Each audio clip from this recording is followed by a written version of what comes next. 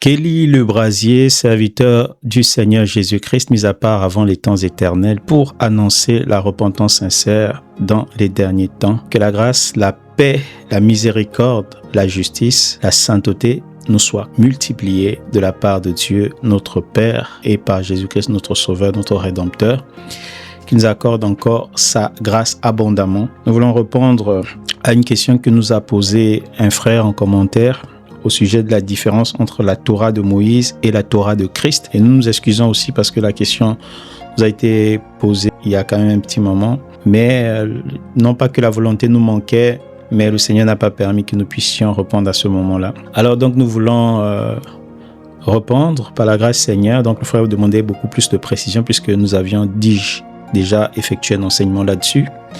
Avoir plus de précision sur la Torah de Moïse et la Torah de Christ. Pourquoi aussi le frère a demandé beaucoup plus de précision? Nous pensons que c'est parce qu'il y a beaucoup de vents, il y a des vents de doctrine et les gens ne savent plus où mettre la tête, où poser la tête, où s'établir solidement. Et nous devons nous établir solidement dans l'évangile de vérité, dans la parole du salut, dans la sainte doctrine, dans l'enseignement des apôtres, des prophètes, dont Christ est la principale pierre. Il est la pierre angulaire. Alors donc, par la grâce de notre Seigneur Jésus-Christ qui nous a été accordée, nous voulons aller, s'il plaise à Dieu, un peu plus en profondeur par rapport à l'enseignement que nous avions déjà donné sur la chaîne. Alors donc, que le Seigneur nous conduise en toutes choses, que sa lumière brille sur nous, qu'elle brille dans nos cœurs, qu'elle nous transforme de gloire en gloire à son image. Au nom de notre Seigneur Jésus-Christ. Donc, merci aux frères pour la question qui a été posée. Nous rendons grâce au Seigneur pour cela. Et nous vous bénissons aussi pour les questions que vous posez. Nous disons merci pour toutes ces choses qui contribuent aussi à notre édification en quelque sorte. Donc que le Seigneur nous bénisse tous, nous fasse grâce, nous donne de croître dans la connaissance de notre Seigneur Jésus-Christ et de demeurer ferme dans notre espérance et dans la fermeté de notre assurance. Et donc, la loi et la grâce, pardon, pas la loi et la grâce, la loi de Moïse et la loi de Christ, effectivement. Et le mot loi, qui veut aussi dire enseignement. La loi, c'est l'enseignement ou la direction. La loi, l'enseignement, c'est la direction, c'est aussi la Torah. La Torah, c'est la loi, c'est la direction, c'est aussi la doctrine. Voilà, donc on peut dire la doctrine de Moïse et la doctrine de Christ, ou on peut dire la Torah de Moïse ou la Torah de Christ, ou on peut dire la loi de Moïse et la loi de Christ. Et effectivement, il faudrait bien distinguer que Christ a sa loi qui est différente de la loi de Moïse. Parce que quand on ne distingue pas, c'est le désordre dans les Écritures. On prend des passages ça et là, et on veut rafistoler d'autres avec des mauvais desseins derrière parce qu'ils veulent faire du mal, voilà, au peuple du Seigneur parce que simplement c'est la race des méchants, sans indexer qui que ce soit. Mais il y a tellement des fausses doctrines, des faux prédicateurs. D'ailleurs, les apôtres nous l'ont prévenu que beaucoup de faux prophètes sont rentrés dans le monde. Vous voyez? Et que nous devons éprouver les esprits pour savoir s'ils sont de Dieu. Or, le détecteur de mensonges ici qui éprouve les esprits, c'est la parole de vérité, c'est l'évangile du salut, c'est la parole de notre Seigneur, c'est l'enseignement des apôtres, c'est la doctrine, la Torah de Christ. Et c'est ça, en fait, avec ce détecteur de mensonges que nous allons aussi détruire aussi les fausses doctrines par rapport à ce sujet-là. Et donc, pour pouvoir porter déjà une correction par rapport à une doctrine qui circule dans le monde, qui dit que la Torah de Moïse a été totalement abolie. La loi de Moïse a été totalement abolie. Donc déjà, nous disons que c'est faux. La loi de Moïse n'a pas été totalement abolie et nous allons le démontrer par les Écritures. Et ensuite, il y a aussi une autre doctrine qui dit non, la loi de Moïse n'a pas été totalement abolie, mais la loi de Moïse a été partiellement abolie parce que dans la loi de Moïse, il y a 3 lois. Il y a la loi cérémonielle, il y a la loi civile et la loi morale. Et ils disent par là que Christ a aboli 2 lois, donc la loi cérémonielle et la loi civile. Et Christ n'a pas aboli que la loi morale. Et donc, on doit obéir à la loi morale. Tout ça, c'est faux. Ce n'est pas correct selon les Écritures. Même si le but, c'est de pouvoir démontrer quelque chose de vrai. Mais comme nous dit Romains 3 ici, on ne peut pas utiliser le mensonge pour que la vérité de Dieu éclate. On sera condamné. Si on agit ainsi, c'est pour être condamné. Parce que tu ne peux pas utiliser le mensonge pour faire éclater la vérité de Dieu. Tu seras condamné pour menteur. Donc, on doit rejeter toutes sortes de mensonges. La vérité éclate par la vérité. La justice éclate par la justice. On ne peut pas prendre les ténèbres pour faire jaillir la lumière. Non. La lumière jaillit au contraire du sein des ténèbres. Et elle apporte la clarté, elle apporte la vie. Voilà ce qui est écrit. Romains chapitre 3 à partir du verset 3. À partir du verset 1er. Quel est donc l'avantage des Juifs ou quelle est l'utilité de la circoncision? Il est grand de toute manière. Tout d'abord en ce que les oracles de Dieu leur ont été confiés. Verset 3. Et quoi, si quelques-uns n'ont pas cru, leur incrédulité anéantira-t-elle la fidélité de Dieu? Loin de là. Que Dieu au contraire soit reconnu pour vrai et tout homme pour menteur. Selon qu'il est écrit, afin que tu sois trouvé juste dans tes paroles. Tu sois trouvé juste dans tes paroles. Et que tu triomphes lorsqu'on te juge. Lorsqu'on juge qui? On juge Dieu. On juge Dieu dans ses paroles. Tu sois trouvé juste dans tes paroles. Tu triomphes lorsqu'on te juge. Donc la parole de Dieu est éprouvée. On doit éprouver la parole du Seigneur, juger la parole du Seigneur et on doit trouver Dieu juste. Dieu doit toujours triompher parce que Dieu est le Dieu de la vérité. Vous voyez? L'Écriture dit que tout homme au contraire soit trouvé menteur. Il faut déjà reconnaître qu'en tant qu'homme, en tant qu'humain, on est corrompu. Au-dedans de la chair, c'est le mensonge. Les hommes, c'est le mensonge. Mais Dieu au contraire, que Dieu au contraire soit reconnu pour vrai et tout homme pour menteur. À la base, quand tu reconnais que sans Dieu, tu es un menteur. Sans le Seigneur, sans le Saint-Esprit, nous sommes tous des menteurs. C'est pourquoi si tu n'as pas l'explication du Saint-Esprit, tu cherches à expliquer les choses de Dieu, tu vas donner des bobards, tu vas rafistoler, tu vas inventer, donner les inventions, des faux raisonnements. Vous voyez? Parce que tout tombe dans sa chair sur le mensonge. Mais ce qui apporte la vérité, la clarté, la lumière, c'est l'Esprit de Dieu. C'est pourquoi le Seigneur a dit aux apôtres, attendez le Saint-Esprit. Si le Saint-Esprit ne vient pas, je ne veux même pas que vous soyez mes témoins. Mais quand il viendra, alors là, vous serez mes témoins. Parce que le véritable témoin de Jésus, c'est l'esprit du témoignage, le Saint-Esprit. Et il a dit, quand il sera venu, il vous conduira dans toute la vérité. Donc nous devons marcher derrière. Il vous conduira dans toute la vérité. Ça veut dire qu'on a un guide qui nous conduit dans la vérité. Ce guide, c'est le Saint-Esprit. Et donc, quand l'Esprit ne révèle pas la parole du Seigneur, et les gens cherchent à tout prix à expliquer, ils inventent, ils fabriquent des révélations qui ne tiennent pas debout. Quand on pèse l'Écriture, quand on éprouve la chose, on la fait passer par le jugement. Selon qu'il est écrit, jugez-en vous-même. Selon qu'il est écrit, jugez-en vous-même. C'est-à-dire que l'Écriture nous rend responsables et nous établit juges de l'Écriture. Jugez-en vous-même. Est-il convenable qu'une femme prie Dieu sans se couvrir la tête? Jugez-en vous-même. Vous voyez? Donc, Paul va nous mettre en face de nos responsabilités pour aiguiser notre sens de discernement, notre sens de jugement par rapport à la parole qui nous est annoncée. Donc, c'est notre devoir de juger. Vous voyez?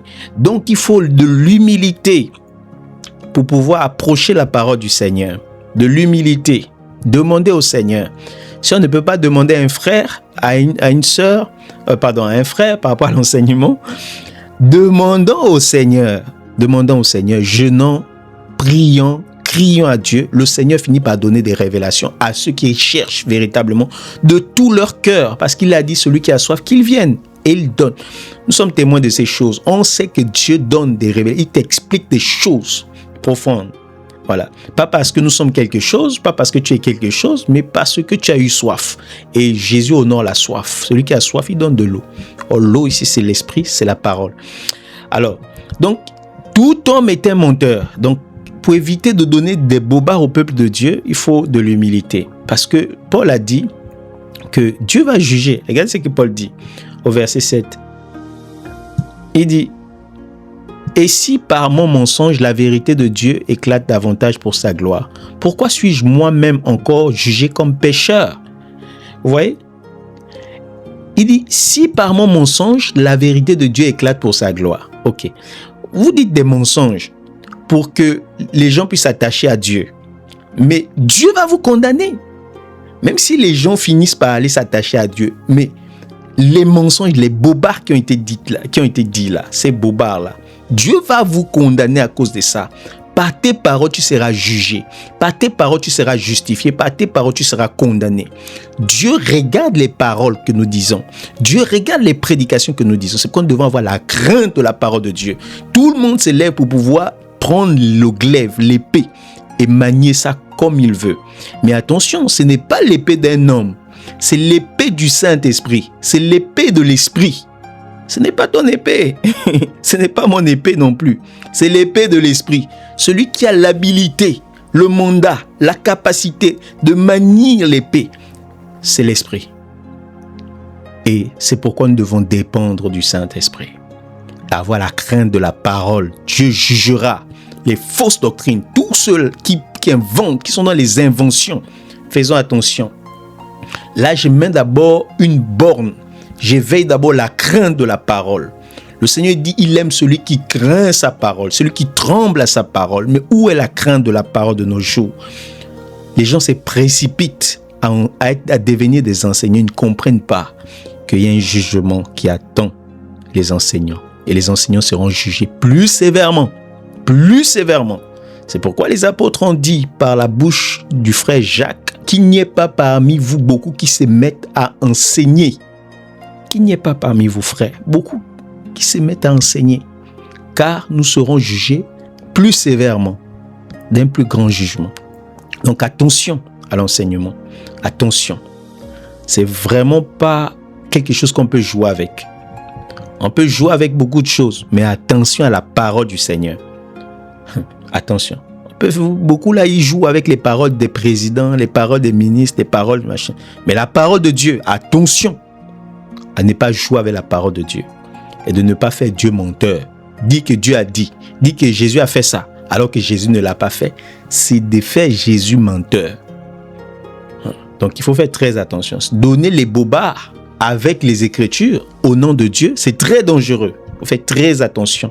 Il faudrait que nous puissions nous repentir, revenir à la parole, avoir la crainte de la parole.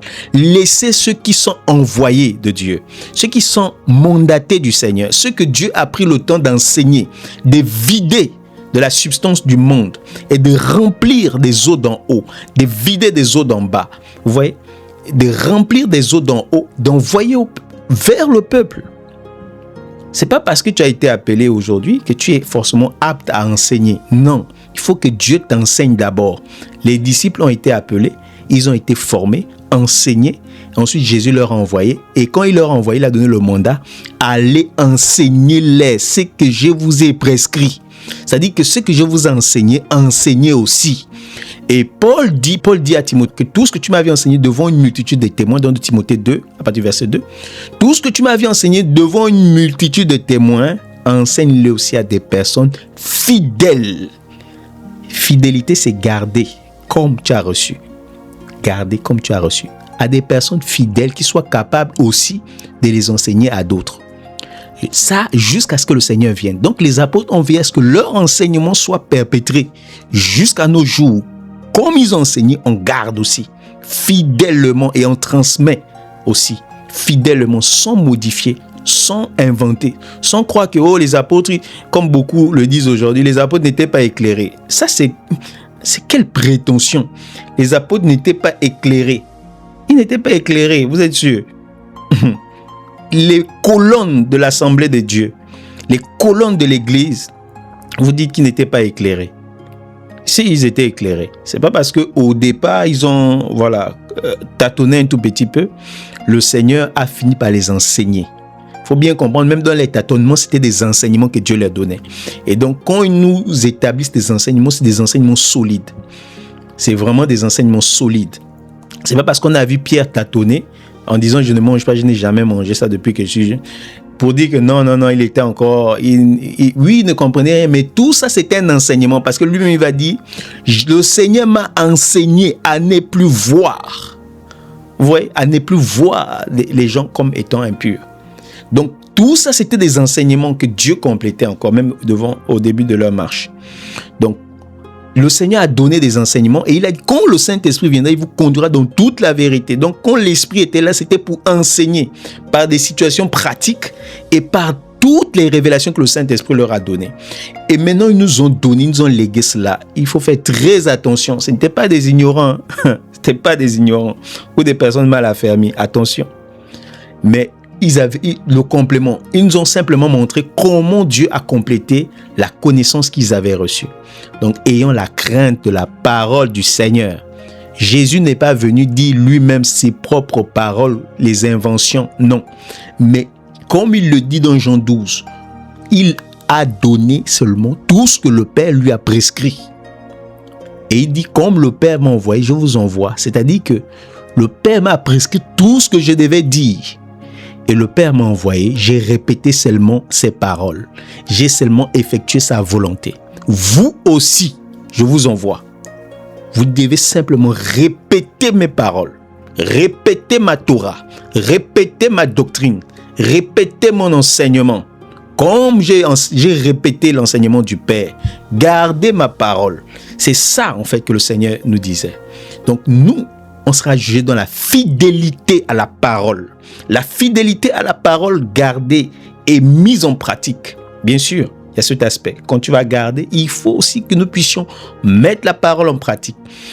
Donc le Seigneur me conduit ainsi. C'est vraiment pour éveiller encore la crainte de la parole du Seigneur. La fidélité à la saine doctrine, à la Torah de Christ, la Torah de notre Seigneur Jésus-Christ. Merci au Seigneur de m'avoir conduit ainsi. Maintenant, nous allons continuer pour voir corriger déjà ces deux erreurs, comme je l'ai dit précédemment. Des personnes qui disent la loi est abolie et d'autres personnes aussi qui disent la loi, il y a 3 types de lois et puis Jésus a aboli un type, il abolit 2 types et il n'a pas aboli la loi morale. Donc ça, nous voulons déjà corriger par les propos du Seigneur, de notre Seigneur lui-même, dans Matthieu chapitre 5, à partir du verset 17. On va vérifier ça déjà par les propos du Seigneur lui-même, la parole du Seigneur. Donc, toutes ces personnes qui disent ça, contredisent déjà même le Seigneur. Et c'est très grave que de contredire Christ. Donc, Matthieu chapitre 5, verset 17. Ne croyez pas que je sois venu pour abolir la loi ou les prophètes. Je suis venu non pour abolir, mais pour accomplir. Après, il ne s'arrête pas là et puis il justifie. Il donne une explication. Car, je vous le dis en vérité, tant que le ciel et la terre ne passeront point, il ne disparaîtra pas de la loi un seul iota ou un seul trait de lettre jusqu'à ce que tout soit arrivé. Donc le Seigneur est très clair. Il n'est pas venu pour abolir la loi, abolir, mettre fin à la loi. Il n'est pas venu pour cela. Mais il est venu pour accomplir. C'est-à-dire que la loi et Jésus ne sont pas en contradiction. Lui, il vient dans l'accomplissement. Accomplir, c'est-à-dire, c'est ce que lui-même il a expliqué dans Luc chapitre 24. Il a dit, voici ce qui est écrit de moi. Voilà, il fallait que s'accomplisse ce qui est écrit à mon sujet, dans la loi de Moïse, dans les psaumes, dans les prophètes et dans les psaumes. Il fallait que le Christ souffre, qu'il ressuscite le 3e jour et que la repentance, le pardon des péchés soit annoncé en son nom à toutes les nations, en commençant par Jérusalem. Vous voyez? Donc, les souffrances de Christ qui étaient dans la loi, la mort de Christ, la résurrection de Christ, il fallait que ça s'accomplisse. Quand il dit « je suis venu pour accomplir », c'est-à-dire que ces écrits, ces prophéties doivent trouver vie, corps en moi. Ça doit se manifester.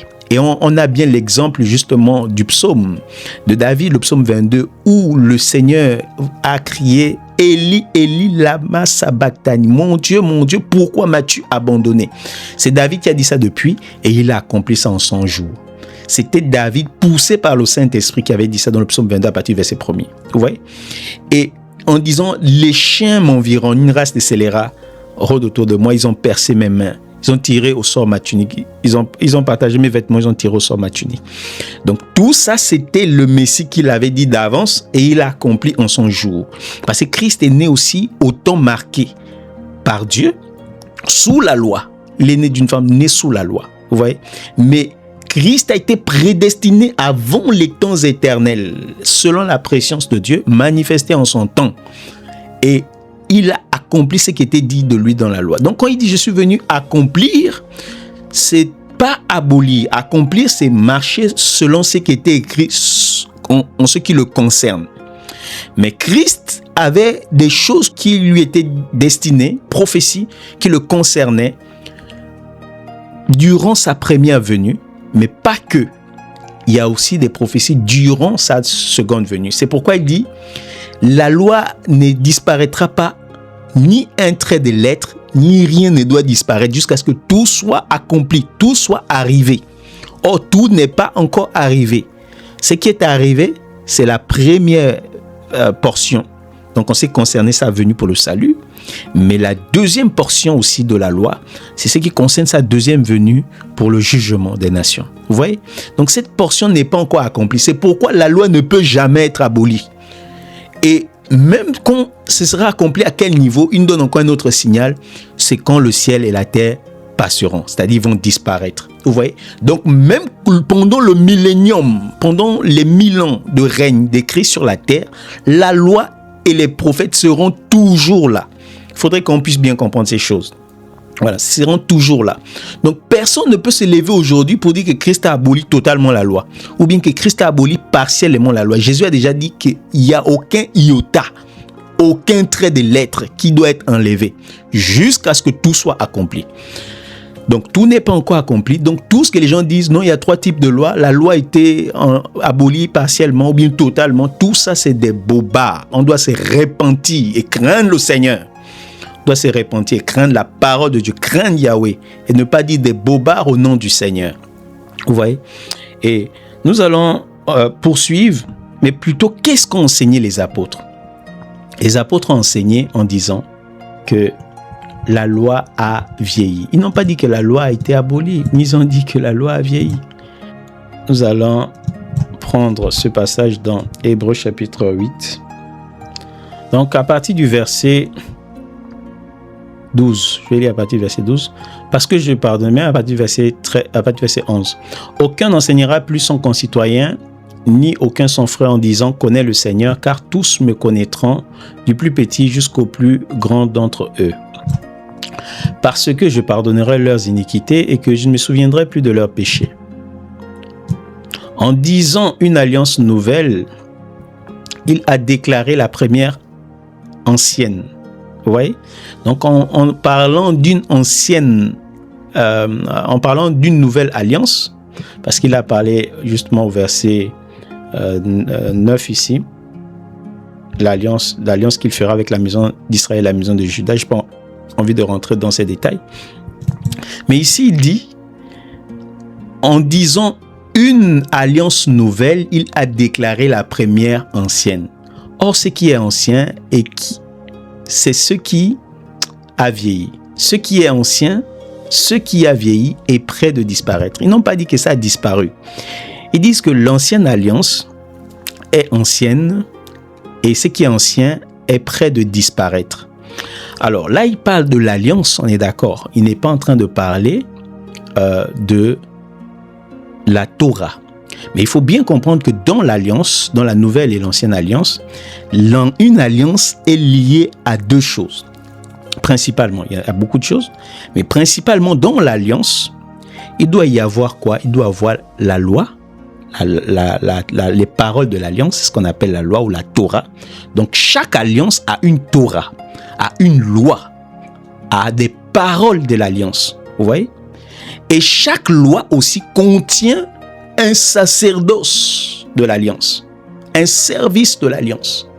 Donc quand on voit 2 alliances, une ancienne et une nouvelle, ça signifie qu'il y a une ancienne loi et il y a une nouvelle loi. Ça veut dire qu'il y a un ancien sacerdoce et qu'il y a un nouveau sacerdoce. Ça veut dire qu'il y a un ancien vin et il y a le vin nouveau, un vin nouveau. Vous voyez?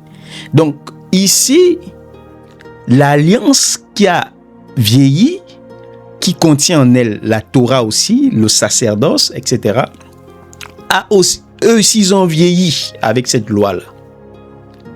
Mais ils n'ont pas disparu. C'est ce que les apôtres ont enseigné. Ils n'ont pas disparu, ça veut dire quoi? Que Dieu veille toujours à ce que les gens pratiquent la Torah de Moïse. C'est ce que ça veut dire. Donc, quand un juif s'attache à la loi de Moïse, en vérité, il n'est pas dans le péché. C'est juste que il n'a pas saisi le but. Il n'est pas encore parvenu au but de la loi. Quand j'ai dit il n'est pas dans le péché, bien sûr qu'il est dans le péché parce que la loi le convainc de pécher. La loi a été donnée pourquoi? Pour révéler le péché des Juifs et pour montrer que les païens aussi sont des pécheurs. Mais elle a un but ultime, c'était amener le Juif à Christ. La loi a été donnée comme pédagogue pour amener les Juifs à Christ. Et donc, Christ est venu, ils n'ont pas saisi Christ. En cela, ils pêchent parce qu'ils n'ont pas cru dans le Messie. Mais ils ne pêchent pas dans un sens où, comme si la loi était mauvaise. La loi est bonne.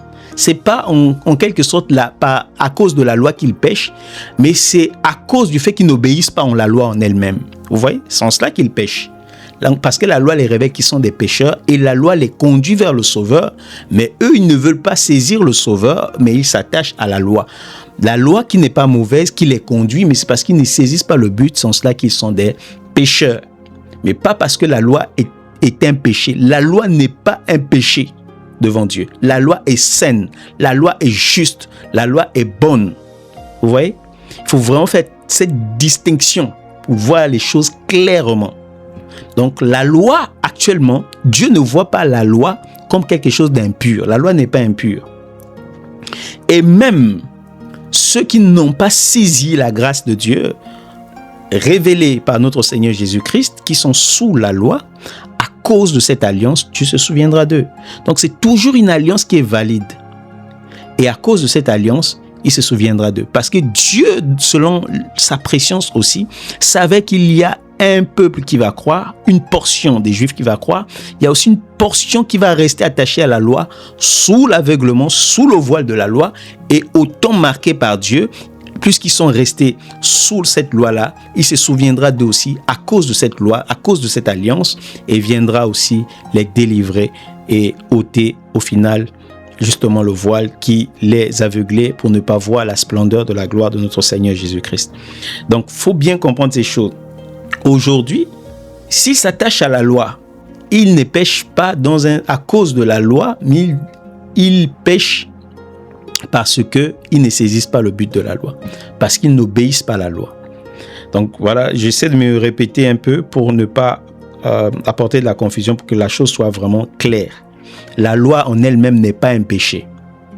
Le commandement de la loi n'est pas un péché. La Torah de Moïse n'est pas un péché. Mais la Torah de Moïse a un but, c'est d'amener à Christ. Et Dieu dit lui-même qu'il savait qu'il y a une partie des Juifs qui ne devaient pas croire en Jésus au jour du Messie. Regardez ce que Dieu dit dans Malachie chapitre 4. On vient au verset 2. Mais pour vous qui craignez mon nom, s'élèvera le soleil de la justice, la guérison sera sous ses ailes. Vous sortirez et vous sauterez comme des veaux d'une étable, et vous foulerez les méchants, car ils seront comme la cendre sous la plante de vos pieds, au jour que je prépare, dit l'Éternel des armées.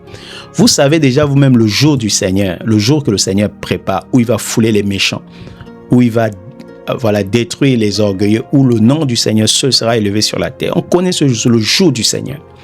Mais il dit ici, il parle à son peuple, et il dit au verset 4, Malachie 4, « Souvenez-vous de la loi de Moïse ». Il n'a pas dit « Souvenez-vous de la loi de Christ, souvenez-vous de la Torah de Christ », mais il dit « Souvenez-vous de la loi de Moïse, mon serviteur, auquel j'ai prescrit en Horeb pour tout Israël. » Ouais, des préceptes et des ordonnances. Et ensuite il dit, voici, je vous enverrai Élie le prophète avant que le jour de l'Éternel arrive, ce grand et redoutable. Et il va faire quoi? Élie le prophète, il ramènera le cœur des pères à leurs enfants et le cœur des enfants à leurs pères, de peur que je ne vienne frapper le pays d'interdit. Donc regardez ce que le Seigneur dit. Il dit, souvenez-vous de la loi de Moïse. Il parle à qui? Il parle au peuple d'Israël qui n'a pas cru au Messie.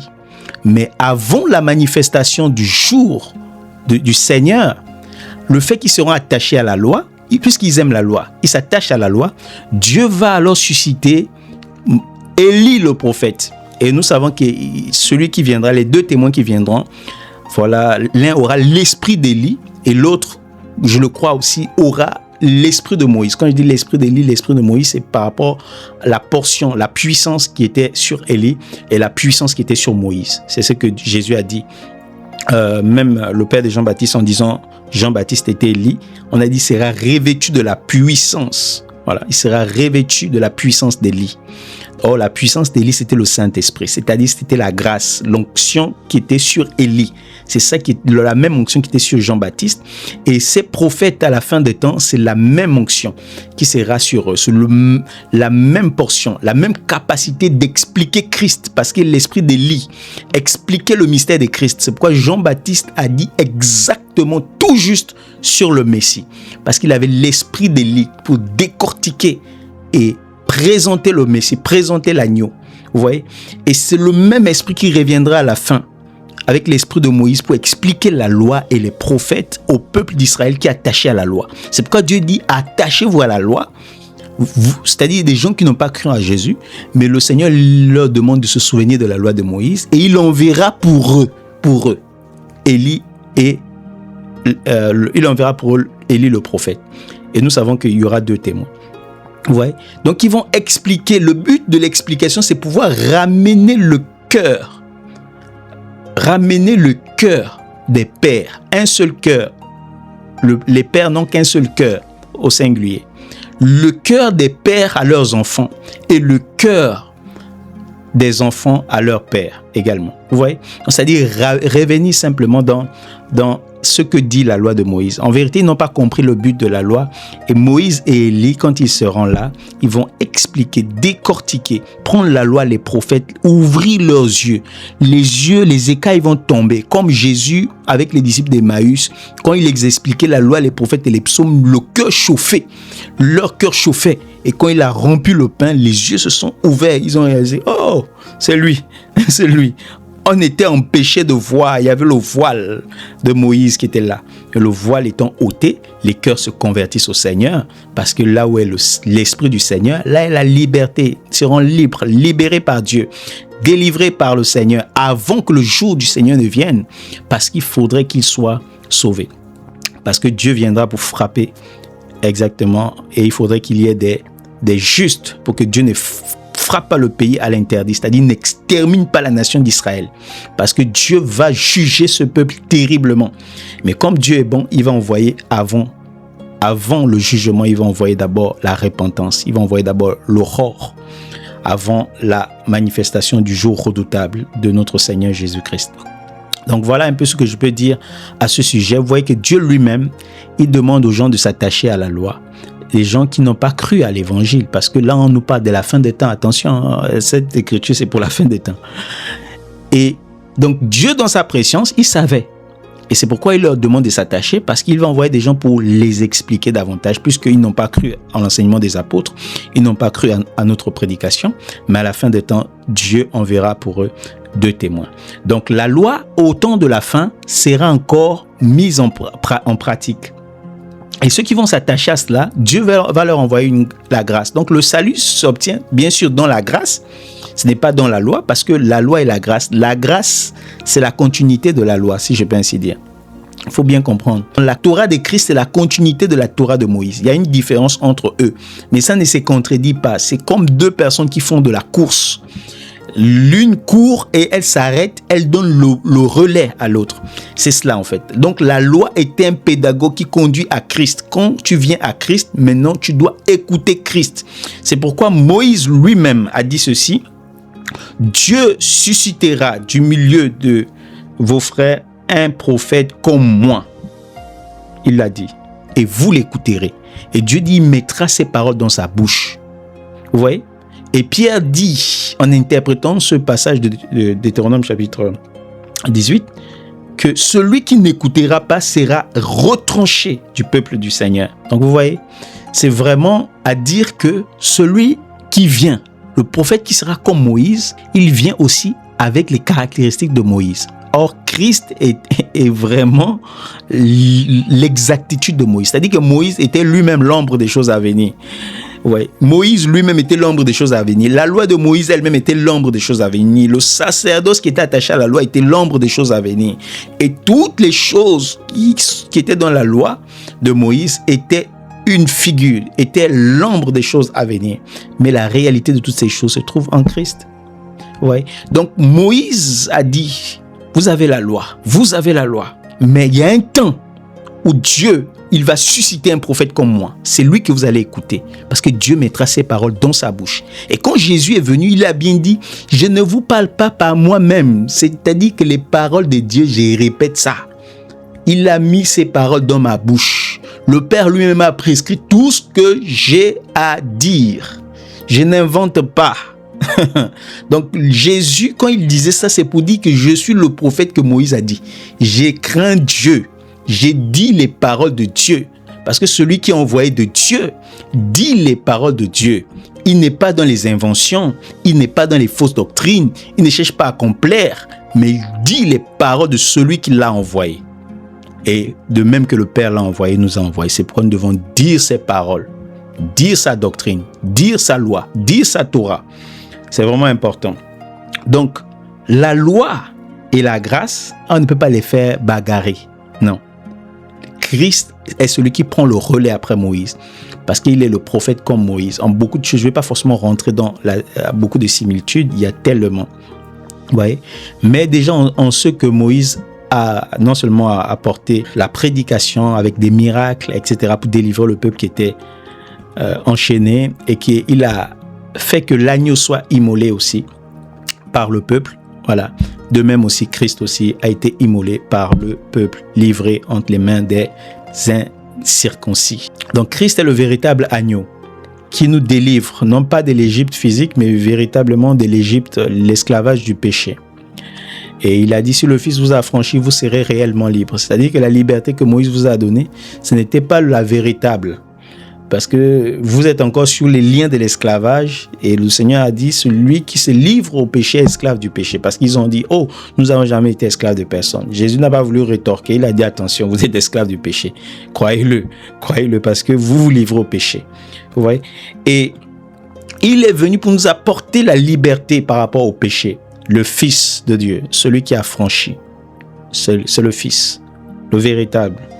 Et il nous a affranchis par le sacrifice de l'agneau, par sa propre mort, en mourant pour le péché et en anéantissant le péché par la mort de sa croix. Et par la communion avec lui dans ses souffrances, dans sa mort, nous sommes aussi victorieux sur le péché en mourant avec Christ, en réalisant, en acceptant, en nous livrant nous-mêmes, après avoir renoncé à nous-mêmes, en acceptant de vivre une vie de mort, de crucifixion dans la communion avec Christ sur le bois, sur lequel il a porté aussi nos péchés. En cela, nous sommes victorieux sur le péché.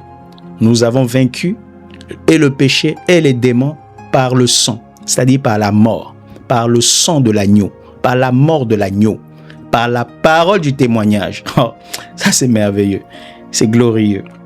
Donc, juste pour dire que déjà, il ne faudrait pas qu'on nous embrouille avec les doctrines diverses et étrangères. La loi n'a pas été abolie et la loi et la grâce ne sont pas en compétition. La loi et la grâce, Dieu a donné la loi pour que la loi nous conduise à Christ et lui, il est le réformateur, il est celui qui vient avec une nouvelle loi. Donc, faire la différence déjà par rapport à la loi de Moïse, la loi de Christ, l'Écriture le fait clairement. Et puis même, il y a deux lois, hein. L'Écriture le dit très clairement d'ailleurs, Hébreux 7, à partir du verset 11. Si donc la perfection avait été possible par le sacerdoce lévitique, car c'est sur ce sacerdoce que repose la loi donnée au peuple. Qu'est-il encore besoin que parût un autre sacrificateur selon l'ordre de Melchisédek? et non selon l'ordre d'Aaron. Car le sacerdoce étant changé, nécessairement aussi il y a un changement de loi. Donc remarquez qu'il y a un changement de loi parce qu'il dit le sacerdoce a changé. Donc nécessairement il y a un changement de loi. Pourquoi il dit ça? Parce qu'il lui-même il regarde, il s'est dit le sacerdoce existe par la loi. Le sacerdoce repose sur la loi de Moïse. C'est-à-dire que c'est Moïse qui établit Aaron. Et si Aaron change, c'est-à-dire si l'ordre selon Aaron est changé, nécessairement ça signifie que la loi Moïse aussi a changé. Si on change Aaron, on doit changer Moïse parce que c'est Moïse qui a établi Aaron. Et Moïse ne peut pas en fait se régner lui-même. Moïse a dit voici comment doit être le sacerdoce. Et donc, si nécessairement Aaron change, si Aaron s'arrête dans sa marche, dans sa course, nécessairement aussi Moïse doit s'arrêter. Parce que Moïse et Aaron sont liés. Aaron existe par Moïse, c'est-à-dire que le sacerdoce existe par la loi. Et c'est la loi qui a établi le sacerdoce. Donc si l'un tombe, nécessairement l'autre tombe, parce qu'ils sont étroitement liés. Vous voyez? Et c'est ce qu'il dit, l'auteur aux Hébreux. Car le sacerdoce étant changé, puisque le sacerdoce est dans la loi. Si on te dit on est dans un nouveau sacerdoce, qui n'est plus selon l'ordre d'Aaron, mais plutôt selon l'ordre de Melchisédek, donc ça veut dire qu'il y a nécessairement, c'est obligatoire, on ne peut pas discuter avec ça. Il y a aussi un changement de loi. On a changé alors la loi de Moïse, puisqu'on a changé le sacerdoce d'Aaron, le sacerdoce selon l'ordre d'Aaron, on est sur le sacerdoce selon l'ordre de Melchisédek, qui est le sacerdoce bien sûr de Christ. Parce que ce Melchisédek, il nous a dit qu'il est semblable au Fils de Dieu. Donc ça dit au Seigneur Jésus-Christ. On est sur le sacerdoce de Christ, selon l'ordre de Christ, selon l'ordre de Melchisédek, sur lequel aussi il y a beaucoup de choses à dire, quoique l'auteur aux Hébreux a vraiment de long en large dépeint Melchisédek, le roi de Salem. Vous voyez? Et ici, juste pour dire que il y a un changement de loi. Donc, on est passé de la loi de Moïse à la loi de Christ parce que on est passé aussi du sacerdoce d'Aaron au sacerdoce selon l'ordre de Melchisédek. Voilà. Donc, l'ordre du sacerdoce a changé. Nécessairement aussi, la loi a changé. Donc, il y a une nouvelle loi qui est la loi de Christ. Permettez-moi de me répéter comme ça pour que les choses soient vraiment claires. C'est que ça peut être un peu agaçant de pouvoir écouter la redondance, mais c'est pour que ça soit vraiment très clair. La loi a changé. C'est un changement de loi. C'est pas qu'il a aboli une petite partie ici. Non. Il n'a pas aboli une petite partie là, ou il n'a pas tout aboli. Non. Il a changé. On a changé. C'est-à-dire, en Christ, il y a un changement. Vous voyez? Il y a un changement. Ce n'est pas une abolition. Non. La loi, elle est toujours là. Elle est toujours là pour ceux qui s'attachent à la loi. Mais la grâce, c'est la continuité. C'est-à-dire que celui qui veut passer par la transition et rentrer en Christ, il reçoit le salut. En ce que la loi qui t'amène à Christ comme un pédagogue, elle te montre que tu es un pécheur, tu as besoin d'être sauvé. Vous voyez? C'est en fait comme l'histoire, justement, on va le lire même, alléluia, merci Seigneur. C'est comme l'histoire en fait de la femme adultère. On va le lire, ou bien je vais l'expliquer. Bon, ça va faire long, comme on est vraiment déjà beaucoup de minutes. Je vais juste expliquer. La femme adultère. Remarquez ce qui se passe avec la femme adultère. Alors, cette femme qui est attrapée en flagrant délit d'adultère, elle vient. Qui l'amène? C'est les gens qui sont attachés à la loi. C'est la loi de Moïse. Parce qu'eux-mêmes, ils vont venir devant Jésus. Ils viennent avec elle devant Jésus. Et puis, ils disent quoi, Jésus? Moïse a dit, on a attrapé cette femme en flagrant délit d'adultère. Moïse a dit que de telles femmes doivent être lapidées. Et toi, qu'est-ce que tu dis? Donc, remarquez le mouvement. Non, c'est merveilleux. C'est-à-dire que eux-mêmes, ils se conduisent. En fait, ils sont venus avec la loi. Ils ont simplement expliqué le but de la loi. C'est-à-dire que la loi devait d'abord montrer que tu es un pécheur. Ensuite, la loi devait te conduire à Christ. C'est cela. Vous voyez, la loi devait conduire à Christ. Donc, ils ont conduit cette femme à Christ. Et ils ont dit, voici ce que Moïse dit. Mais toi, qu'est-ce que tu dis? Ils pensaient que Jésus devait contredire Moïse. Non, Jésus est la continuité. Il fait passer d'un sacerdoce à un autre, d'une loi à une autre. Donc, ils disent, la loi de Moïse dit ceci. Toi, qu'est-ce que tu dis? Et regardez ce que Christ va faire. Il va faire un mouvement, deux mouvements prophétiques. Il va descendre pour la première fois. Donc, on lui dit, la loi dit ceci. Qu'est-ce que tu dis? Il descend et il écrit. Donc, lui, ce qu'il écrit, c'est par rapport à ce qu'il a entendu. La loi dit. Qu'est-ce que tu dis? Il écrit. Quand il écrit, ensuite, il se lève et il dit, lequel de vous est sans péché pour pouvoir la lapider? Si quelqu'un est sans péché, qu'il la lapide. Donc, tous, du plus petit au plus grand, ils ont compris que, oh, nous sommes des pécheurs. Qu'est-ce que Jésus a fait? Jésus a simplement dit que il est descendu pour la première fois, c'était pour écrire. C'est-à-dire que Jésus est venu écrire une première loi, et cette loi-là, c'était pour condamner tous les Juifs, pour dire aux Juifs que vous êtes tous condamnés. Vous tous, vous êtes des pécheurs. Et c'est le mouvement qu'il a fait, il écrit et il pose simplement la question. Et tous ont compris que, oh, tous ont péché, tous sont privés de la gloire de Dieu. La loi nous a montré que nous sommes tous des pécheurs. Ça, c'était la première fois. Donc, Jésus montre que vous êtes tous des pécheurs. Même cette femme, c'est une pécheresse. Et c'était ça le but de la loi. Ensuite, Jésus descend pour la deuxième fois. Il dit, je suis venu pour la deuxième fois.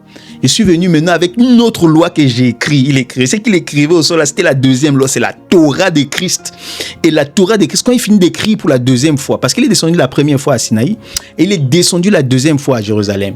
Vous voyez? Et quand il est descendu la deuxième fois, c'était avec une seconde loi. Et quand il vient avec cette seconde loi, il écrit pour la deuxième fois. Quand il s'élève, il voit cette femme qui était accusée par la loi, par ces gens, et il dit, femme, où sont tes accusateurs? Où sont ceux qui étaient accusés? Ils étaient tous partis. Ouais.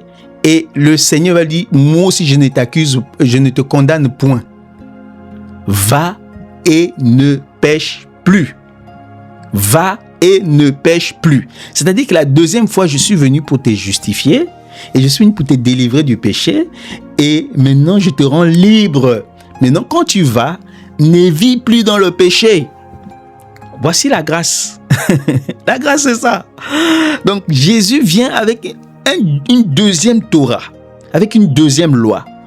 Il vient, la loi conduisait les gens à Christ, la loi de Moïse. Même les prophètes, quand ils venaient, c'était pour ramener le peuple sous la loi, jusqu'à ce que le peuple puisse arriver jusqu'à Christ. Et quand Christ vient, il va vous montrer que vous êtes d'abord des pécheurs. Mais le but, c'est pas seulement de vous montrer que vous êtes des pécheurs, mais c'est de vous justifier. Pour vous dire, je suis venu pour vous justifier. Je suis venu pour vous sanctifier. Je suis venu pour vous rendre libre. C'est ça, le but de Christ. La loi était, le but c'était d'amener à Christ. Christ, le but c'est de nous justifier. La loi c'était la condamnation et Christ c'est la justification. Vous voyez, le ministère du Seigneur Jésus-Christ. Donc Christ est venu avec une autre loi. Et cette loi, c'est la sainte doctrine. Il a enseigné cela aux apôtres. Il a ordonné aux apôtres, dans Matthieu chapitre 28, il a ordonné en disant, baptisez-les et enseignez-les à observer tout ce que je vous ai prescrit. Voici, je suis avec vous tous les jours jusqu'à la fin du monde. C'est-à-dire, cette doctrine va atteindre jusqu'à la fin du monde. Personne ne pourra l'ébranler, la sainte doctrine, jusqu'à la fin du monde. Ouais. Et quand cette bonne nouvelle de l'évangile du royaume sera prêchée dans le monde entier jusqu'aux confins de la terre, alors viendra la fin. Ouais. Donc la bonne nouvelle, elle parcourt les nations, mais tout doucement. La bonne parole de Christ, l'évangile glorieux. Ouais. Donc vraiment, cette bonne nouvelle, gardons-la, attachons-nous à elle. Donc je vais prendre quelques passages pour vous mettre en évidence. On a déjà vu en fait que dans Hébreux chapitre 7, à partir du verset 11, il y a un changement de sacerdoce, il y a un changement de loi. C'est la parole qui le dit, on doit dire oui, amen. Et un changement, c'est pas à demi, c'est pas à moitié. Christ est venu avec une autre loi. Il n'a pas dit attachez-vous un peu avec la loi de Moïse. Même ceux qui disent que non, Jésus a aboli un peu et il a laissé un peu. Il veut s'attacher à la loi de Moïse comme les Juifs. Non. On doit s'attacher à la Torah de Christ. La loi de Moïse doit rester intègre là-bas. Elle avait son but, et elle a accompli son but pour quelques-uns. Et Christ est la fin de la loi pour la justification de celui qui croit, pas de tous. Il n'est pas la fin de la loi pour tous, mais il est la fin de la loi pour la justification de celui qui croit. C'est-à-dire cette femme d'adultère qui est venue. Quand elle vient à Christ, pour elle, la loi doit s'arrêter là. Elle doit rentrer maintenant dans la grâce parce que la loi est un pédagogue qui a mené à Christ. Il était le véritable Moïse. Quand il vient maintenant, il vient aussi avec sa loi. Parce que Moïse avait dit à Dieu, « Oh Dieu, nous on ne veut pas t'entendre, on veut que Moïse soit le médiateur. » Dieu a dit, « Ce que vous demandez, c'est bien. Mais je veux répondre à cette question-là plus tard. » Pour l'instant, Moïse est comme un médiateur, mais il était l'ombre de choses à venir. Mais Dieu regardait en Moïse le véritable médiateur. C'est pourquoi quand Dieu donne la prophétie, Dieu suscitera du milieu de vos frères un prophète comme moi, celui que vous écouterez. Moïse précise bien que c'est pour répondre à la question que vous avez posée à Dieu. C'est pour répondre à cette demande-là. C'est un exaucement. Donc Christ est l'exaucement d'Israël. Quand ils ont dit on ne veut plus écouter Dieu avec les tonnerres, avec la colère, on va écouter Dieu avec la douceur. On va écouter Dieu avec la... Quand Dieu parle, on est vraiment émerveillé. Ils ont dit ça. Dieu a dit oui, c'est bien, je viendrai. Et quand je vais parler en Israël, ils vont simplement dire jamais homme n'a parlé comme ça. Là, on n'entend pas les tonnerres. Ouais. Et donc, voilà. Et ils ont continué à entendre les tonnerres, même quand le Seigneur parlait. Pourquoi? Parce que ils ont voulu rester attachés à Moïse et non passer de la loi à la grâce. Par la grâce du Seigneur, maintenant, je vais confirmer par 2 écritures. Romains chapitre 8, à partir du verset 1er. Romains 8, à partir du verset 1er. C'est pour confirmer les apôtres qui ont clairement dit que il y a plusieurs types de lois. Voilà. Quand je dis plusieurs types de lois, c'est-à-dire il y a la loi de Christ, la loi de Moïse, il y a la loi du péché. Romains chapitre 8, verset 1er. Il n'y a donc maintenant aucune condamnation pour ceux qui sont en Jésus-Christ. En effet, la loi de l'esprit de vie en Jésus-Christ, donc la loi de l'esprit de vie qui est en Jésus-Christ, ça fait une loi, m'a affranchi de la loi du péché et de la mort. Ça fait 2 lois. La loi du péché et de la mort, ça fait 2 lois. Car chose impossible à la loi. La loi ici, ça fait 3 lois. Voilà. Ici, c'est la loi de Moïse. Chose impossible à la loi parce que la chair la rendait sans force. Et Dieu a condamné le péché dans la chair en envoyant à cause du péché son propre fils dans une chair semblable à celle du péché, afin que la justice de la loi fût accomplie en nous, qui marchons non selon la chair, mais selon l'esprit. Donc quand il parle de la justice de la loi, ici c'est la loi de Moïse. Donc il parle de la loi du péché, de la loi de Moïse et de la loi de l'esprit de vie, ou encore la loi de Christ. Donc il y a ces 3 types de lois là. Il y a la loi du péché qui est dans la chair, dans les membres. Il y a la loi de Christ ou la loi de l'esprit qui est en nous naturellement, mais qui est aussi enseignée, qui est aussi prêchée. Voilà, parce que la parole et l'esprit sont un. Mes paroles sont esprit et vie, a dit le Seigneur, ou dit le Seigneur dans sa parole. Ouais. Donc l'esprit, on ne peut pas dissocier l'esprit de vérité avec la parole de vérité, parce que l'esprit est la vérité et Jésus a dit sanctifie-les par ta vérité, ta parole est la vérité. Donc l'esprit et la parole sont un, et c'est qui forme la vérité. Et il faut bien comprendre ces 3 types de lois. Donc la loi du péché qui est dans les membres, la loi de l'esprit de vie ou la loi de Christ qui est d'abord dans le cœur, ensuite aussi par les commandements qui nous sont enseignés, par la doctrine qui nous est enseignée et par la Torah qui nous est donnée. Et aussi, parce que quelqu'un ne peut pas venir comme ça pour dire que la loi est dans mon cœur et puis je fais n'importe quoi. Non. Tu as la loi de l'esprit dans ton cœur, oui. Mais la loi de l'esprit qui est dans ton cœur là, ça ne peut pas contredire la loi que nous enseignons. Tu ne peux pas enseigner les fausses doctrines et dire que c'est la loi du Saint-Esprit. On reconnaît que c'est faux, c'est le mensonge. Ce n'est pas l'esprit du Seigneur. C'est pourquoi on dit éprouver les esprits pour savoir s'ils sont de Dieu. Nous, on a un détecteur de mensonges, c'est la parole.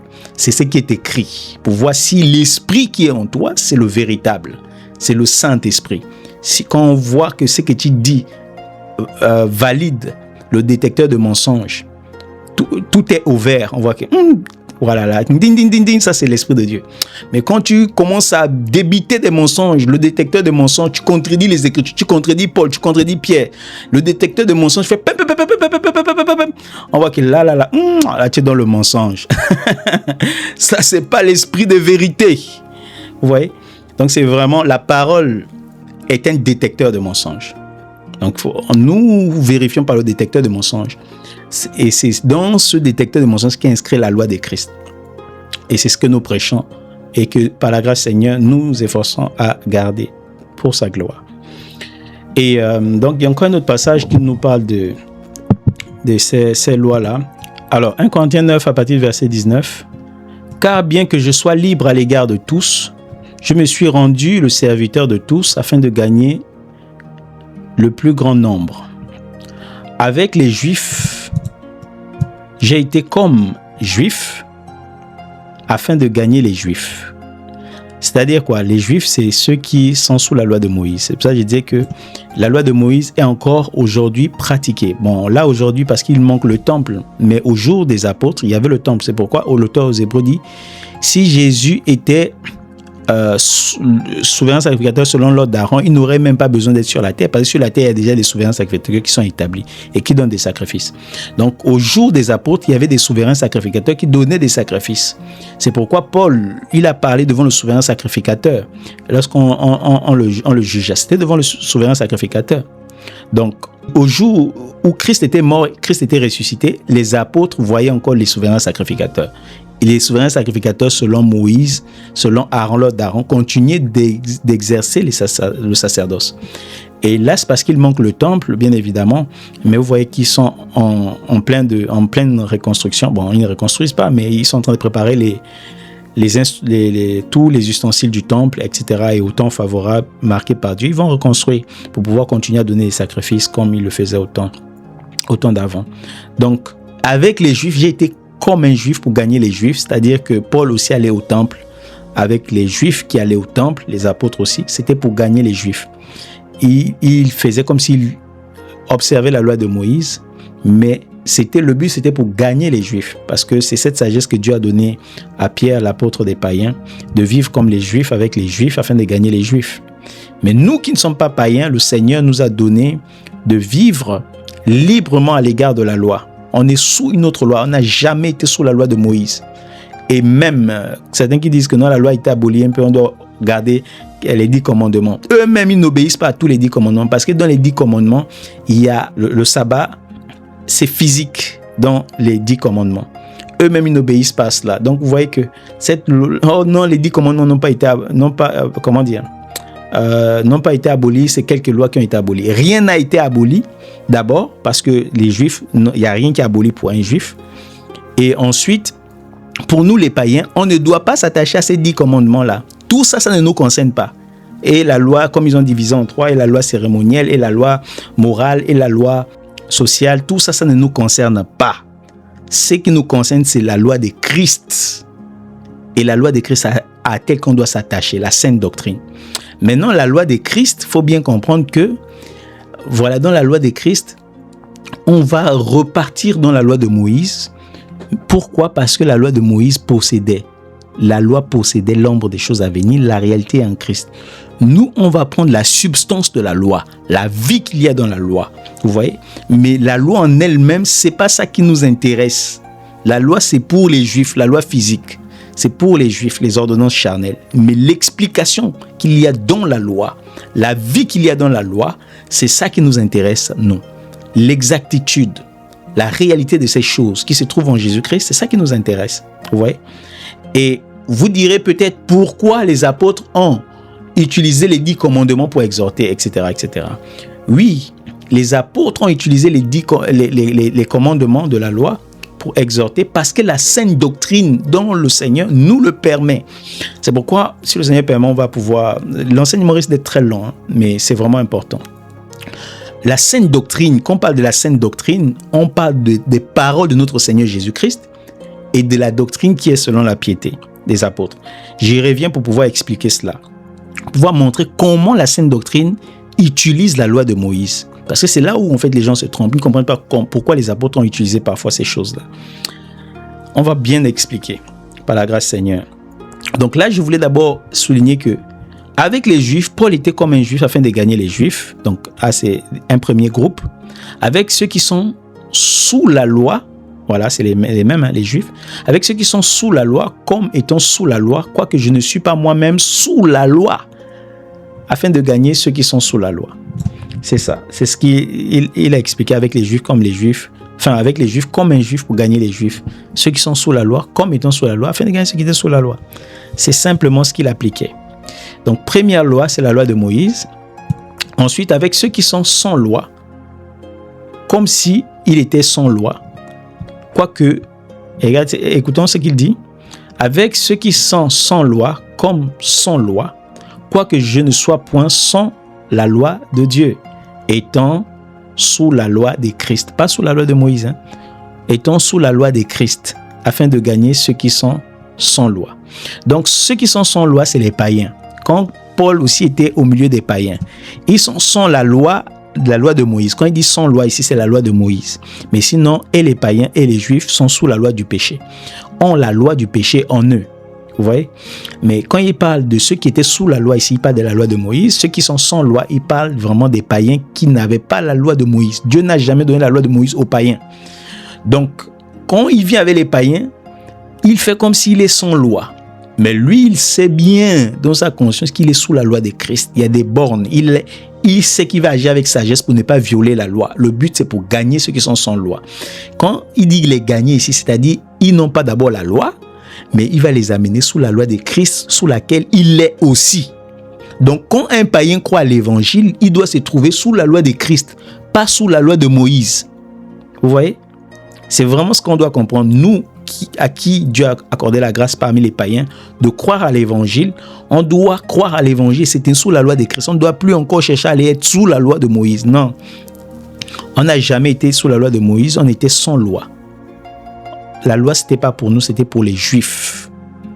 Et Christ nous a accordé la grâce de rentrer. C'est-à-dire que eux, la loi devait les conduire à Christ pour qu'ils puissent entrer dans la bénédiction d'Abraham. Et nous aussi, Christ nous a appelés, il nous a accueillis afin que nous rentrions dans la bénédiction d'Abraham et afin que toutes les nations de la terre, tant juifs que païens, soient bénies dans la postérité d'Abraham, Jésus-Christ notre Seigneur et Rédempteur. Vous voyez? Donc il y a 3 lois, la loi de Moïse, la loi de Christ, la loi du péché. Voilà. Donc voilà un peu ce que nous disions dans l'enseignement précédent. Il y a les apôtres qui viennent confirmer cela.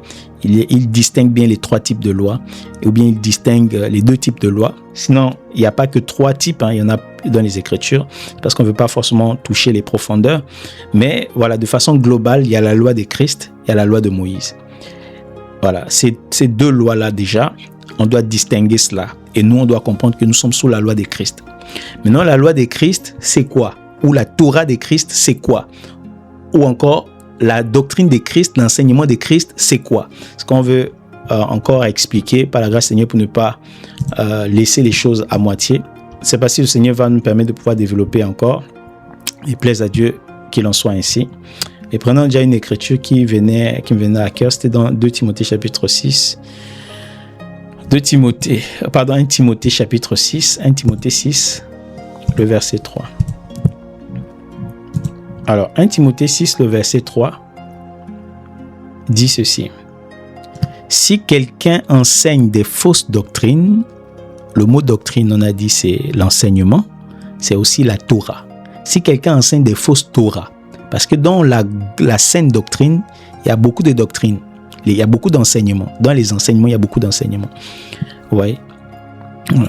Donc, les enseignements, par exemple, liés au mariage, les enseignements liés à comment on doit manger, ouais, comment on doit se marier, comment on doit marcher dans la justice, dans la piété. Donc la grâce de Dieu, source de salut, elle nous enseigne à renoncer à l'impiété et à vivre d'une manière pieuse. Et donc dans son enseignement, il y a plusieurs enseignements. Et donc il y a plusieurs Torahs, on va dire. Alors, donc si quelqu'un enseigne des fausses doctrines, des faux enseignements, et ne s'attache pas aux saintes paroles de notre Seigneur Jésus-Christ et à la doctrine qui est selon la piété. Alors, le verset 3 dit, il est enflé d'orgueil. Verset 4 plutôt, il est enflé d'orgueil, il ne sait rien. Il a la maladie des questions oiseuses et des disputes de mots. Je vais faire afficher un peu tout le passage. Voilà, on va relire ce passage. 1 Timothée chapitre 6, à partir du verset 3. Si quelqu'un enseigne des fausses doctrines et ne s'attache pas aux saintes paroles de notre Seigneur Jésus-Christ et à la doctrine qui est selon la piété, il est enflé d'orgueil, il ne sait rien. Et il a la maladie des questions oiseuses et des disputes de mots, d'où naissent l'envie, les querelles, les calomnies, les mauvais soupçons et les vaines discussions d'hommes corrompus, privés de la vérité, croyant que la piété était une source de gain. Vous voyez? Donc ici, si quelqu'un ne s'attache pas, regardez, il y a deux choses. Si quelqu'un enseigne d'abord des fausses doctrines, premièrement, ne s'attache pas aux saintes paroles de notre Seigneur Jésus-Christ, vous voyez? Donc les paroles de Jésus, ce n'est pas à prendre à la rigolade. Si tu ne t'attaches pas aux paroles de Jésus, c'est que Jésus a enseigné. Tu es enflé d'orgueil. Et il n'y a pas que les paroles de Jésus. Et à la doctrine qui est selon la piété. Ça veut dire quoi? Jésus a enseigné au jour de sa chair, mais l'enseignement n'était pas encore complet. Il a dit, quand l'Esprit de vérité viendra, il vous conduira dans toute la vérité. Et donc, quand le Saint-Esprit est venu, il a conduit les apôtres dans toute la vérité. Donc, les apôtres nous ont rappelé premièrement ce que le Seigneur leur a enseigné. Ils nous ont prescrit ce que le Seigneur a enseigné, mais ils nous ont aussi prescrit la doctrine qui est selon la piété, que le Saint-Esprit a complétée. C'est pourquoi nous, on repose sur l'enseignement de Christ, sur la doctrine des apôtres et des prophètes. L'enseignement de Christ, c'est la pierre angulaire. L'enseignement des apôtres et des prophètes ici, qui est le fondement apostolique et prophétique. Jésus est la principale pierre. Jésus est la principale pierre, pas seulement on sait qu'il est mort et ressuscité et qu'il a accompli la loi dans son corps, mais on sait qu'il a aussi posé la pierre angulaire en posant le fondement, le roc, la doctrine de Christ. C'est pourquoi lui-même, il a posé la doctrine dans Matthieu chapitre 5 jusqu'à Matthieu chapitre 7. Et il dit que celui qui pratique cette doctrine-là, il est semblable à un homme sensé, un homme sage, qui a creusé, qui a posé sa maison sur le roc. Vous voyez, sur le roc, il a posé le fondement. Dans Luc chapitre 6, verset 40, on dit il a creusé. Et sur le roc, c'est là où maintenant il pose le fondement et il bâtit la maison. Donc le roc ici, c'est la pierre angulaire.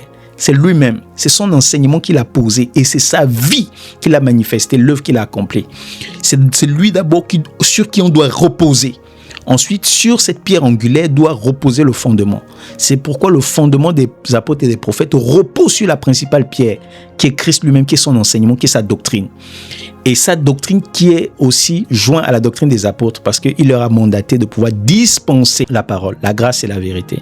Vous voyez, c'est venu par Jésus, dispensé par les apôtres, pour nous, pour notre justification, notre glorification aussi au jour du Seigneur. Donc, si quelqu'un enseigne des fausses doctrines, ne s'attache pas aux saines paroles de notre Seigneur Jésus-Christ et à la doctrine qui est selon la piété, il est enflé d'orgueil, il ne sait rien, il a la maladie des questions oiseuses, des disputes de mots d'où naissent l'envie, les querelles, les calomnies, les mauvais soupçons, les vaines discussions d'hommes corrompus, entendement privé de la vérité. Donc vraiment, attachons-nous aux paroles de notre Seigneur Jésus-Christ, attachons-nous à la doctrine qui est selon la piété, la doctrine des apôtres, par la grâce du Seigneur. Donc ici, il y a la doctrine des apôtres, les enseignements de notre Seigneur Jésus-Christ. Quand on parle de la sainte doctrine, ce sont ces deux-là. Donc de Matthieu chapitre 5 jusqu'à Matthieu chapitre 7, voici l'enseignement de notre Seigneur Jésus-Christ, la doctrine que Christ a posée au jour de sa chair. Et la sainte doctrine, c'est ce que les apôtres ont complété. Vous voyez, la parole des apôtres, l'enseignement des apôtres, c'est ce qu'ils ont complété. Souvent on prend ça pour pouvoir les faire cogner des têtes. Non, ça ne se contredit pas, ça c'est complète. Ce que Paul a enseigné complète la doctrine de Christ. Ce que Pierre a enseigné complète la doctrine de Christ. Ça ne se contredit pas. Ça fait partie de la saine doctrine. Voilà, c'est ce qu'on appelle globalement la saine doctrine, le saint enseignement. La Torah de Christ comprend bien les paroles de Christ qu'il a enseignées et évidemment ce qu'il a donné aussi aux apôtres pour qu'ils puissent nous enseigner. Voilà ce qu'on peut dire en ce qui concerne la Torah de Christ, c'est cela. Mais maintenant, pourquoi dans la Torah de Christ, nous aussi, nous avons le droit de pouvoir utiliser la Torah de Moïse, quelques passages dans la Torah de Moïse, parfois pour ramener certaines personnes dans l'ordre. Parce que la Torah de Christ nous le permet, justement. C'est parce que c'est la Torah de Christ qui nous le permet. C'est pas parce qu'on est sous la loi. C'est pas parce que, non, on doit obéir aux 10 commandements. Bien sûr qu'en obéissant à la grâce, naturellement, on va obéir à la loi. Vous voyez? Donc, c'est pas parce que on est sous la loi, mais c'est parce qu'en obéissant à la grâce, naturellement, on obéit à la loi. C'est pourquoi l'enseignement de Christ ne contredit pas la loi de Moïse, mais au contraire, ça confirme la loi de Moïse. Vous voyez ce que je disais tout à l'heure. C'est pourquoi on utilise ce passage. Et dans la doctrine que Christ a prêchée dans Matthieu chapitre 7, vous allez voir Matthieu chapitre 7, le Seigneur conclut son enseignement. Vous savez, Matthieu chapitre 7, c'est le chapitre qui est la conclusion de la doctrine de Christ quand il a commencé à prêcher dans Matthieu chapitre 5. Il a fini dans Matthieu chapitre 7. Vous voyez, c'est dans Matthieu chapitre 7 qu'il a fini. Et on dit après que Jésus eut achevé ce discours, la foule fut frappée de sa doctrine, car il enseignait comme ayant autorité, non pas comme leur scribe. Donc la doctrine a frappé les gens, c'est à la fin là. Voilà, il a fini sa doctrine. Et c'est dans Matthieu chapitre 5 au verset 28 qu'il finit de poser la doctrine. Mais avant de pouvoir conclure, dans ses conclusions, quand il mettait déjà en garde, attention aux faux prophètes, etc., il va d'abord résumer tout son enseignement. Il va résumer tout son enseignement et dans une parole. Et c'est ce que nous voulons lire dans Matthieu chapitre 7, le verset 12. Regardez ce qu'il dit. Tout ce que vous voulez que les hommes fassent pour vous, faites-le de même pour eux, car c'est la loi et les prophètes. Voilà, Matthieu chapitre 7, verset 12. Regardez ce que Jésus dit. Il dit, tout ce que vous voulez que les hommes fassent pour vous, faites-le de même pour eux, car c'est la loi et les prophètes. Donc Jésus vient prendre la loi de Moïse et les prophètes, il met ça dans la sainte doctrine. Il fait comprendre que la doctrine que je prêche va en adéquation avec la loi de Moïse et les prophètes. Et ce que la loi de Moïse et les prophètes disent, c'est résume en une seule parole, comme il a bien expliqué aux Juifs dans Luc 10. Ça se résume en une seule parole, tu aimeras ton prochain comme toi-même. Tu aimeras ton prochain comme toi-même. Donc vous voyez, c'est vraiment toi-même vers le prochain. Et lui-même, dans sa doctrine ici, il vient donner encore ce même commandement, mais sous notre forme. Une forme encore beaucoup plus explicite, même si après il va encore nous dire aimez-vous les uns les autres comme je vous ai aimé. Mais il vient pour pouvoir donner ça ici dans Matthieu chapitre 7 verset 12, il dit tout ce que vous voulez que les hommes fassent pour vous, faites-le. Si tu veux que ton frère te visite, toi visite-le. Si tu veux que ton frère puisse t'aimer, toi aime-le. Si tu veux que ton frère puisse te faire des cadeaux, toi fais-lui des cadeaux. Si tu veux que quelqu'un fasse quelque chose pour toi, toi-même fais-le pour lui. Tu vas voir que toi tu as moins de volonté pour faire vis-à-vis des autres, mais tu veux toujours que les autres fassent vis-à-vis de toi.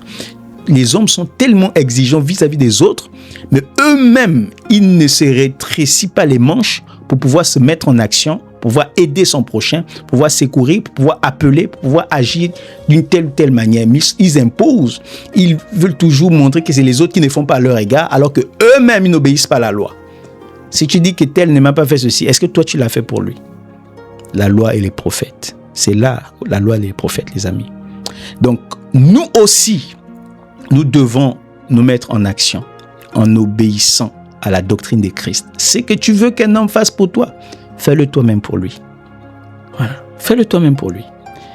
Et comme ça, non seulement tu obéis à la sainte doctrine de Christ, tu obéis aussi naturellement à la loi de Moïse et aux prophètes. Donc, c'est à cause de cette écriture que nous donne la sainte doctrine qu'on peut prendre la loi pour dire tu ne voleras pas, tu ne tueras pas.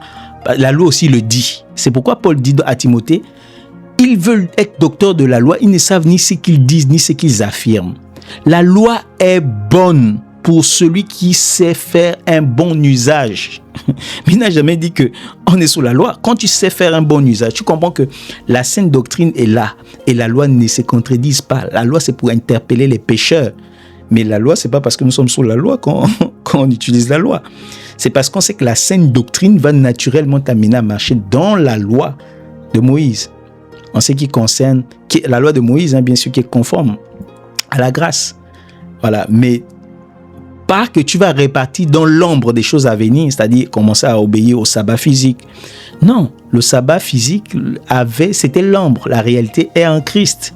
La dîme, c'était l'ombre. La dîme physique, c'était l'ombre. Mais la dîme véritable est en Christ. Le temple, c'était l'ombre. Le temple de Salomon. Mais le temple véritable est en Christ. Vous voyez? La loi de Moïse, c'était l'ombre, mais la loi véritable, c'est la loi de Christ. Le sacerdoce d'Aaron, selon l'ordre d'Aaron, c'était l'ombre. Le sacerdoce véritable, selon l'ordre de Melchisédek, est en Christ.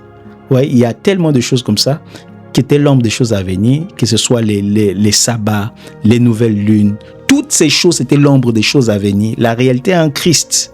Et le Seigneur nous donne le pouvoir par sa miséricorde, comprendre ces choses. Et c'est ces choses qui doivent nourrir l'Église. C'est ces choses qui doivent former le cœur des saints. Enraciner et fonder les saints dans la doctrine de Christ, dans le Messie lui-même. Parce qu'il faudrait que nous soyons fondés, enracinés en lui. En lui, pas en quelqu'un d'autre. C'est lui que nous devons suivre. C'est sa parole à laquelle nous devons nous attacher. Donc, la sainte doctrine fait mention de la loi. C'est pourquoi nous touchons aussi la loi. Mais ce n'est pas parce que nous sommes sous la loi que les apôtres ont pris la loi. Non. Mais c'est parce qu'ils ont compris que la loi est bonne, si on en fait bon usage. Comme Christ nous a donné aussi une porte, il a ouvert une brèche, que vous pouvez utiliser la loi et les prophètes pour ramener les gens à la grâce. Mais attention, avec ces portions de l'écriture quand vous allez les prendre. Pas pour ramener les gens sous la loi. Donc voilà ce que nous voulions expliquer par la grâce du Seigneur, notre Seigneur Jésus-Christ. L'enseignement est déjà tellement long, on préfère s'arrêter là par la grâce de Dieu.